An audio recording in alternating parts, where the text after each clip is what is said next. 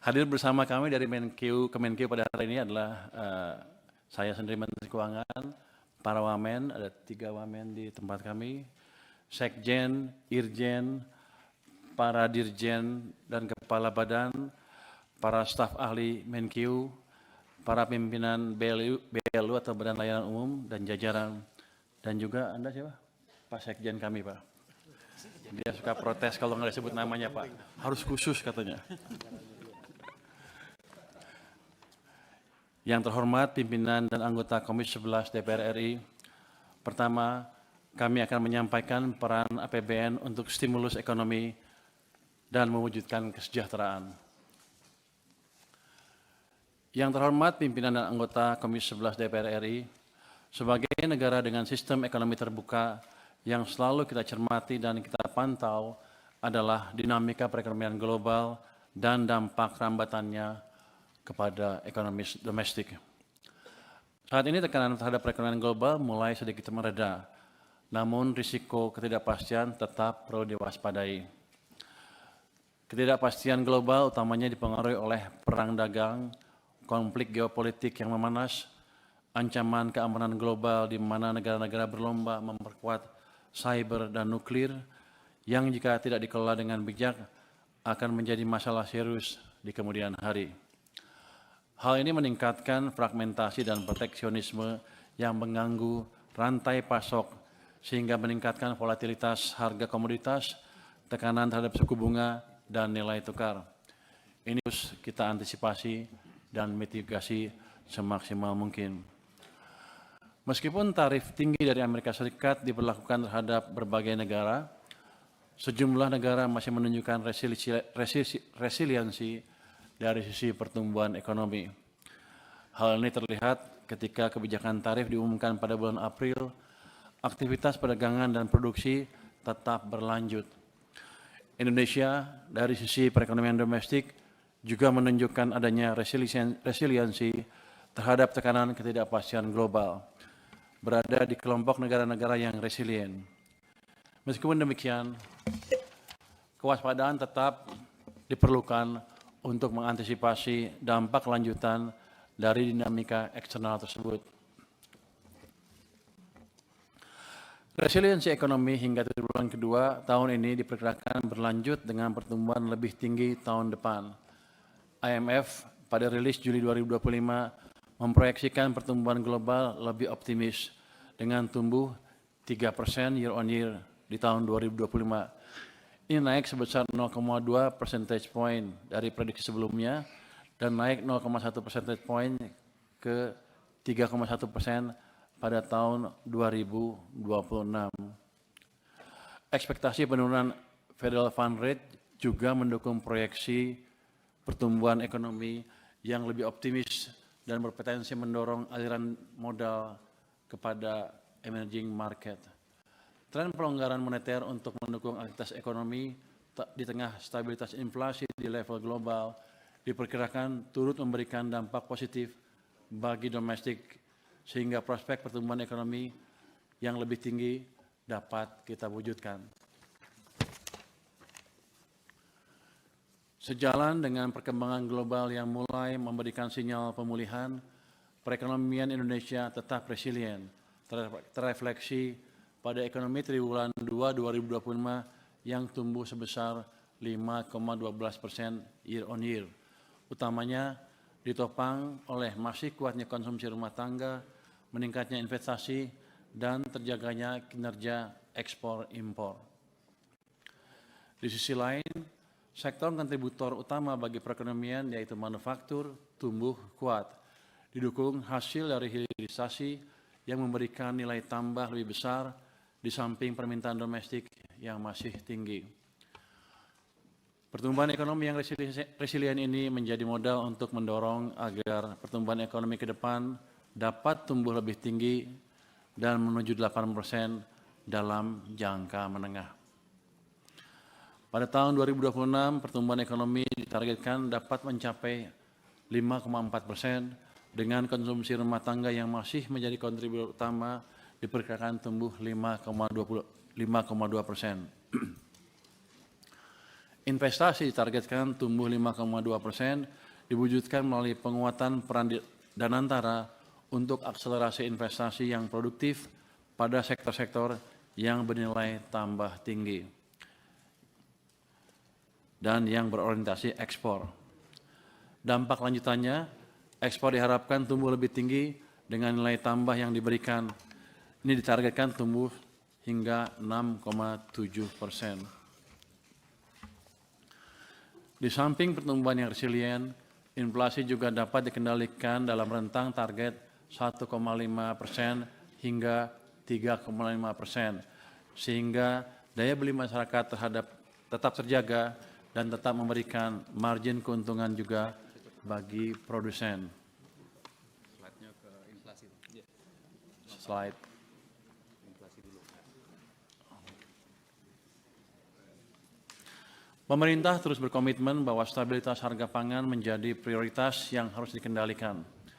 Berbagai kebijakan ditempuh, antara lain melalui stabilisasi pasokan harga pangan atau SPHP, pemberian bantuan pangan, hingga penguatan peran Bulog.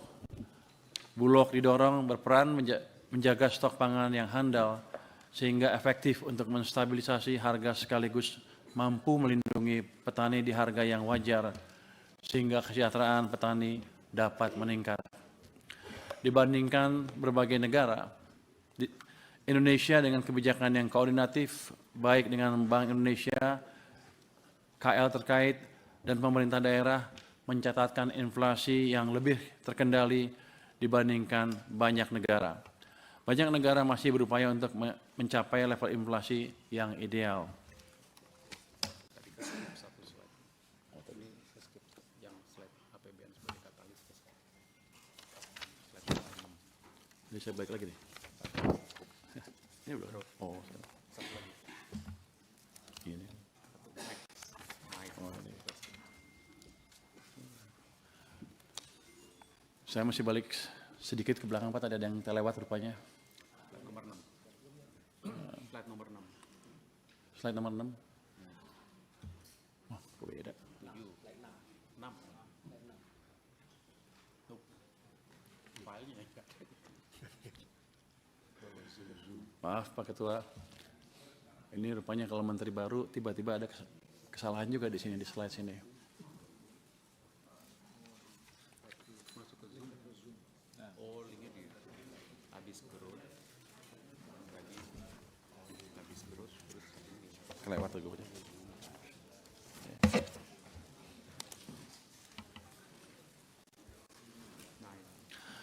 Saya lanjutkan. Dalam rangka mendorong pertumbuhan ekonomi yang lebih tinggi, diperlukan percepatan investasi. Upaya percepatan investasi ke depan tidak hanya mengandalkan APBN, tetapi juga ditopang oleh penguatan peran swasta dan Danantara Indonesia sebagai Sovereign Wealth Fund. Ke depan diharapkan kontribusi investasi dari Danantara terus meningkat hingga tahun 2029, sejalan dengan meningkatnya kontribusi swasta. Investasi strategis yang dilakukan oleh Danantara diarahkan untuk mendukung sektor-sektor produktif yang mempunyai nilai tambah tinggi, memperluas kesempatan kerja, dan meningkatkan kesejahteraan. Pemerintah melalui APBN juga tetap hadir sebagai katalis untuk menggairahkan peran swasta, sehingga ke depan diharapkan Danantara dan swasta berkontribusi besar sebagai motor bagi pertumbuhan ekonomi. Dukungan untuk pembangunan infrastruktur melalui APBN juga dilanjutkan yang diarahkan untuk proyek-proyek prioritas yang mempunyai daya ungkit terhadap pertumbuhan antara lain perumahan, infrastruktur pendukung ketahanan pangan, ketahanan energi, serta sarana dan prasarana pendidikan dan kesehatan.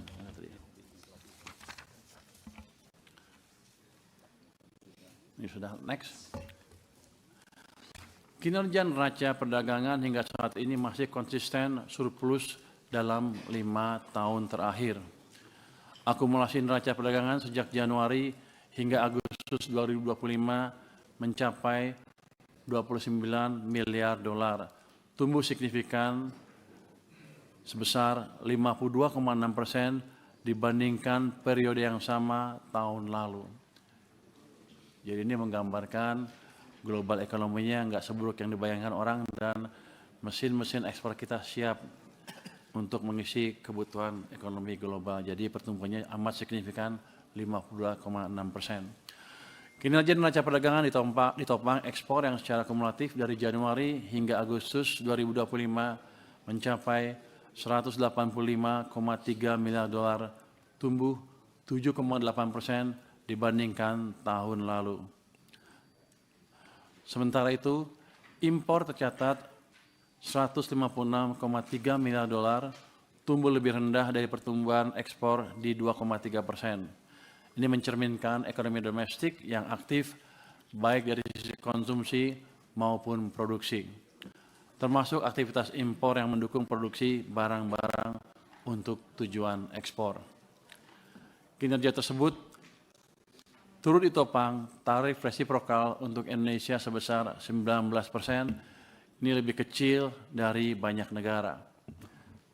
Di samping tentunya upaya pemerintah untuk terus membuka kerjasama untuk pasar ekspor baru, termasuk dengan menjalin kerjasama internasional seperti penyelesaian perjanjian EU-SEPA dan bergabung dalam BRICS.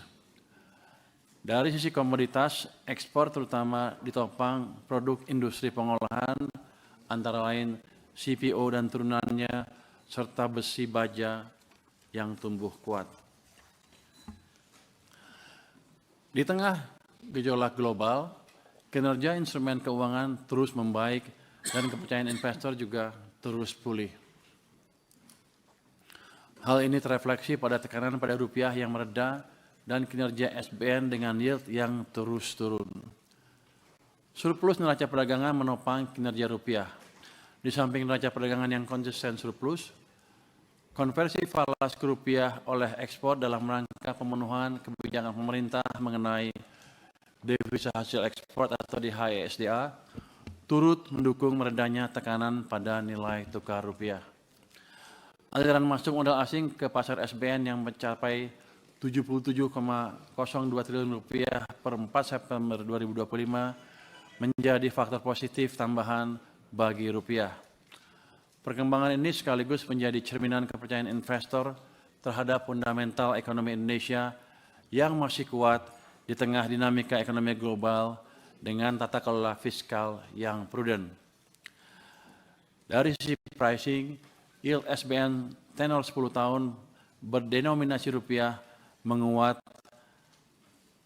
dengan turun ke level 6,37%, sehingga spread dengan US Treasury menyempit ke 221 basis point. Ini turut menurunkan cost of fund untuk domestik. Perkembangan spread SBN rupiah sekaligus mencerminkan currency risk yang semakin pulih. Membaiknya perspektif investor terhadap currency risk juga diikuti appetite terhadap country risk yang terjaga. Dengan perkembangan ini dapat disimpulkan bahwa fundamental pasar keuangan Indonesia tetap terjaga, risiko menurun, dan daya tarik SBN sebagai instrumen investasi semakin kuat.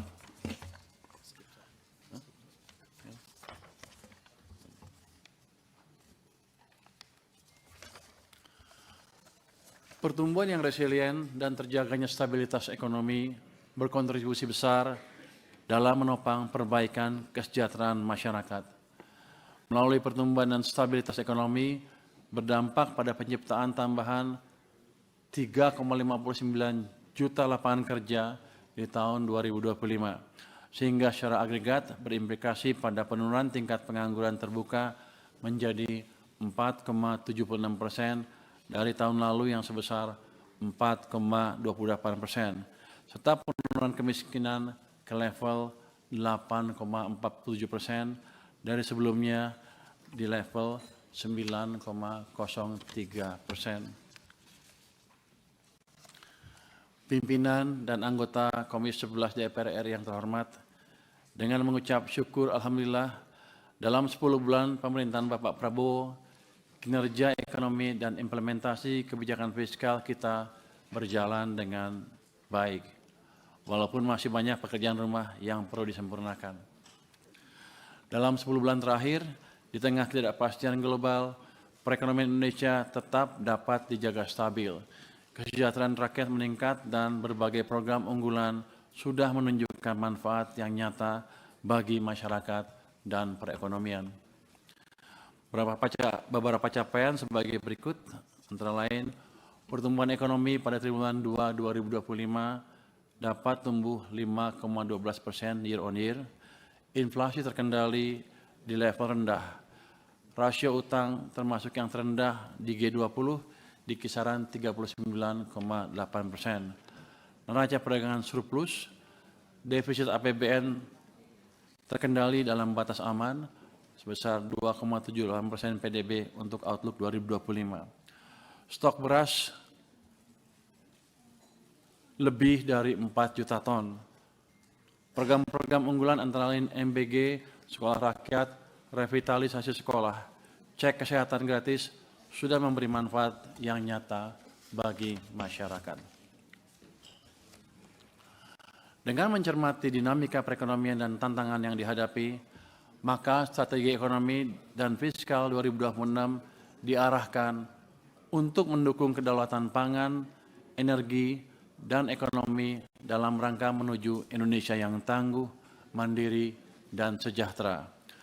Sejalan dengan hal tersebut, RAPBN 2026 difokuskan untuk mendukung 8 agenda prioritas yang meliputi yang pertama ketahanan pangan, yang kedua ketahanan energi, yang ketiga MBG, yang keempat pendidikan bermutu, yang kelima kesehatan berkualitas, yang keenam pembangunan desa, koperasi dan UMKM, yang ketujuh penguatan pertahanan semesta, yang kedelapan akselerasi investasi dan perdagangan global.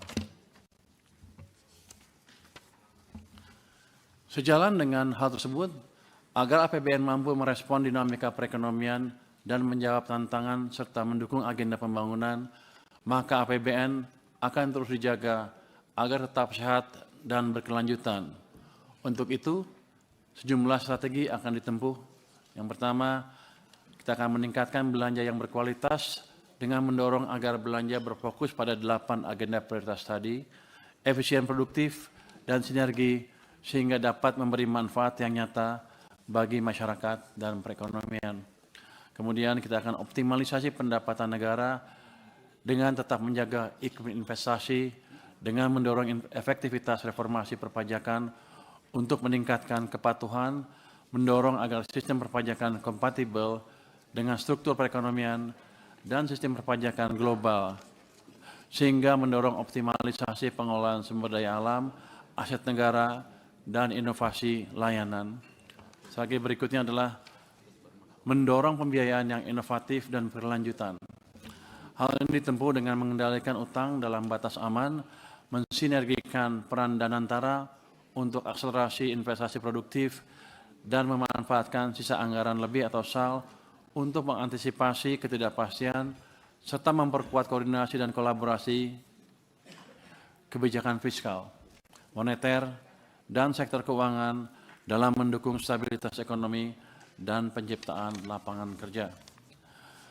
Melalui pengelolaan APBN yang sehat tersebut, maka 3 fungsi utama APBN yaitu alokasi, stabilisasi, dan distribusi dapat berfungsi efektif untuk mendukung berbagai program pemerintah, meredam dari berbagai goncangan, dan meningkatkan kesejahteraan demi mencapai cita-cita bangsa.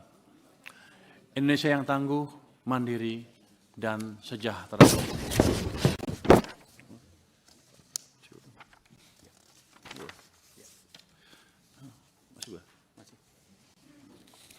Kementerian Keuangan berperan strategis dalam pengelolaan APBN agar tetap sehat dan berkelanjutan. Sebagaimana diamanahkan melalui Undang-Undang Nomor 17 Tahun 2003 tentang Keuangan Negara, Kementerian Keuangan menjalankan tugas pokok yang mencakup 1. Perumusan kebijakan fiskal, 2. Pengelolaan utang negara, 3. Pengelolaan aset negara, 4. Pengelolaan kas negara, 5. Pengawasan dan pengendalian, serta 6. Akuntansi dan pelaporan keuangan. Selain itu, Kementerian Keuangan juga menjalankan fungsi khusus yaitu sebagai Bendahara Umum Negara, Chief Financial Officer Negara, dan Koordinator Hubungan Fiskal antara pusat dengan daerah. Seluruh pelaksanaan tugas tersebut tetap mengacu pada prinsip transparansi, akuntabilitas, value for money, dan prediktabilitas. Prinsip-prinsip ini menjadi landasan agar keuangan negara tetap kredibel dan dipercaya, sekaligus menjadi instrumen yang berkelanjutan dalam menjaga hubungan antara negara dengan rakyatnya. Dengan pelaksanaan tugas dan fungsi strategis tersebut secara optimal, Kementerian Keuangan optimis dapat berkontribusi dalam perekonomian nasional sehingga bisa mendorong pertumbuhan ekonomi yang berkelanjutan, kita bisa menjaga stabilitas ekonomi dan penyataan fiskal jangka menengah dan panjang. Kemudian kita juga menciptakan efektivitas program pembangunan nasional dan juga ketahanan fiskal dalam menghadapi berbagai goncangan. Target-target yang disusun dalam RAPBN tahun anggaran 2026 yaitu 1. Target pendapatan negara pada RAPBN tahun 2026 ditetapkan sebesar Rp3.147,7 triliun. Sementara itu, belanja negara ditargetkan mencapai Rp3.786,5 triliun pada RAPBN tahun 2026.